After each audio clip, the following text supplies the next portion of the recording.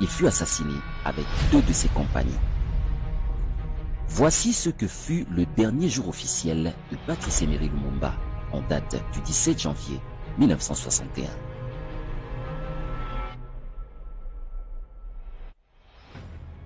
Il est 6 heures du matin. Le chef de la sûreté congolaise, Victor Mendaka, sort Lumumba et 9 autres prisonniers politiques de leur cellule du camp militaire de Tisville à Mbanzangu.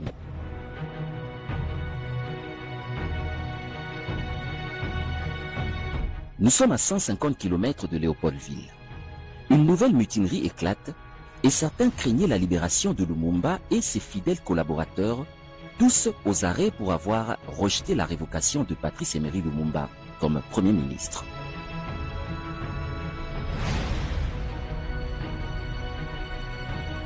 Mendaka sépare les 3 prisonniers des autres. Lumumba, Okito, alors vice-président du Sénat, et le ministre Mpolo sont emmenés en camion à 1 heure de route pour monter ensuite dans un petit avion et rejoindre Mwanda sur la côte atlantique, sur un aéroport contrôlé par les Nations Unies.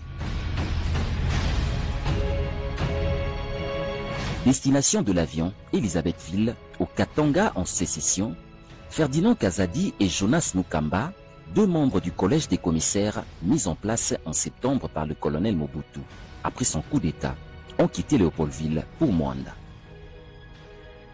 Les 2 commissaires sont Kassaïens et connus comme hostiles à Patrice Emery Lumumba.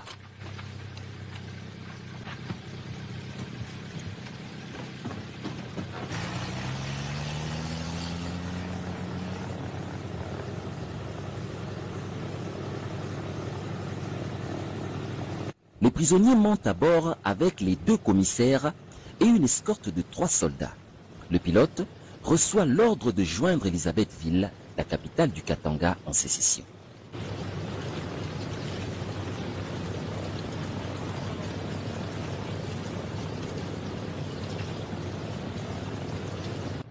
Jusqu'à la dernière minute, une autre destination était possible. Bakwanga, au sud Kasaï, lui aussi en sécession. Le transfert s'impose pour éloigner Lumumba et le mettre en lieu sûr, comme on l'écrit officiellement. Les 3 prisonniers sont constamment battus dans l'avion. Et d'ailleurs, l'histoire enseigne que le pilote était obligé souvent même de demander d'arrêter les coups parce qu'il déstabilise l'appareil.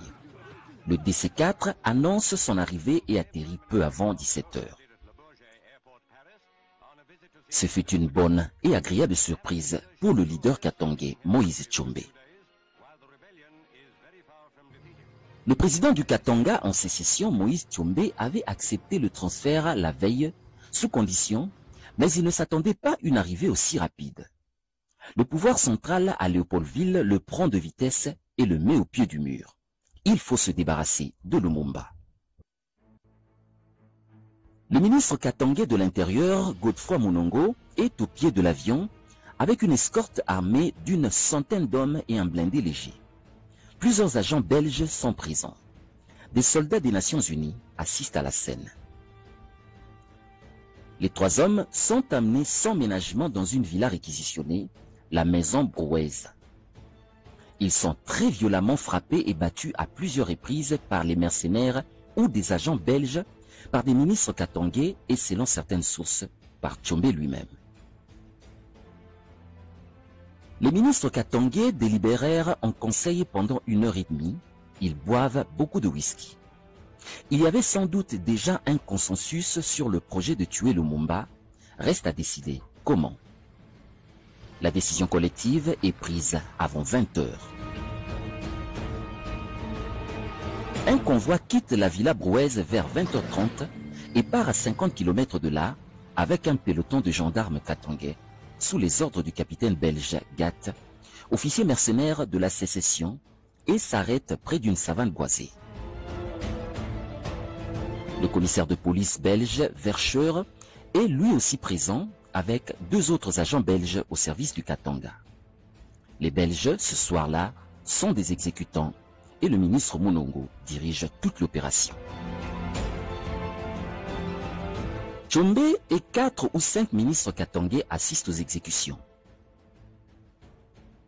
Les 3 prisonniers sont abattus l'un après l'autre, Lumumba en dernier lieu. Il est 21h43, comme le révélera l'agenda du commissaire de police, avec l'ajout à côté de l'heure, El Doud, le mort en néerlandais.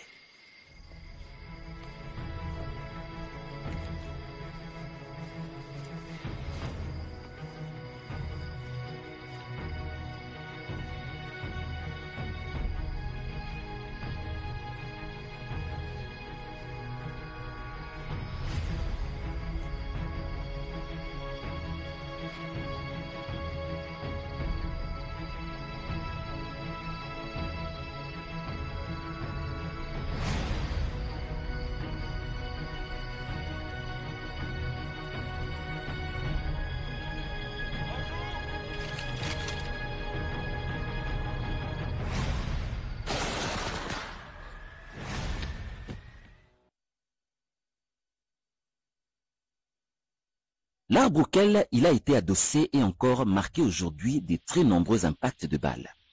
Les 3 hommes sont enterrés sommairement. Les villageois des alentours ont entendu les fusillades. Le lendemain matin, ils découvrent la terre remuée.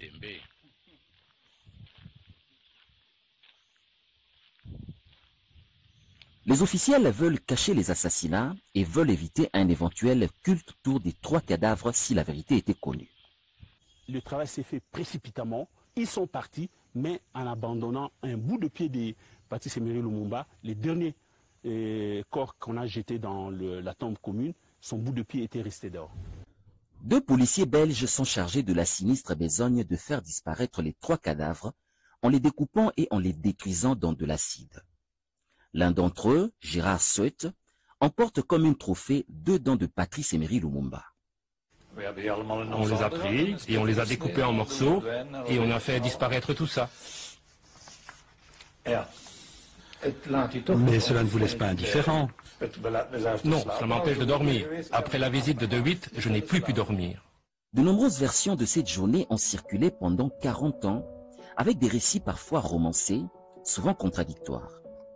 Versions marquées surtout par la volonté de certains de dissimuler ou de cacher leurs responsabilités, ou le souci d'embellir leur rôle. L'histoire nous permet de découvrir ensemble des éléments neufs et d'établir les faits certains. Il y a assassinat, il n'y a pas de coupable. Il n'y a aucun coupable jusqu'aujourd'hui. Il y a assassinat, il n'y a pas de corps. Donc, c'est entre autres des zones d'ombre et des choses qui méritent quand même d'être éclaircies.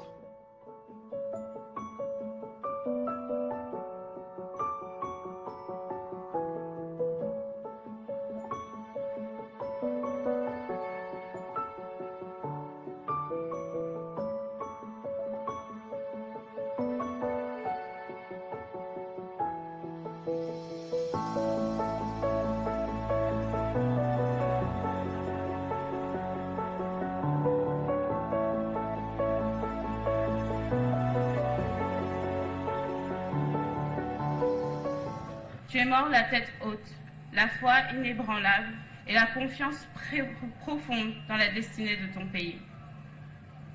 Plus de 60 ans après, je te réponds enfin pour te dire que ton retour à la maison, les honneurs que tu reçois ici, sont une page de l'histoire que tu continues d'écrire.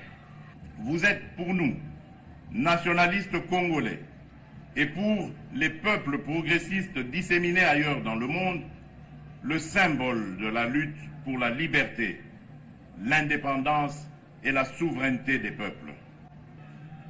C'est seulement après avoir dit la vérité, après avoir établi les responsabilités des uns et des autres, que nous pourrons ensemble, Congolais et Belges, entamer l'étape déterminante du pardon, de la justice et de la réconciliation véritable et définitive.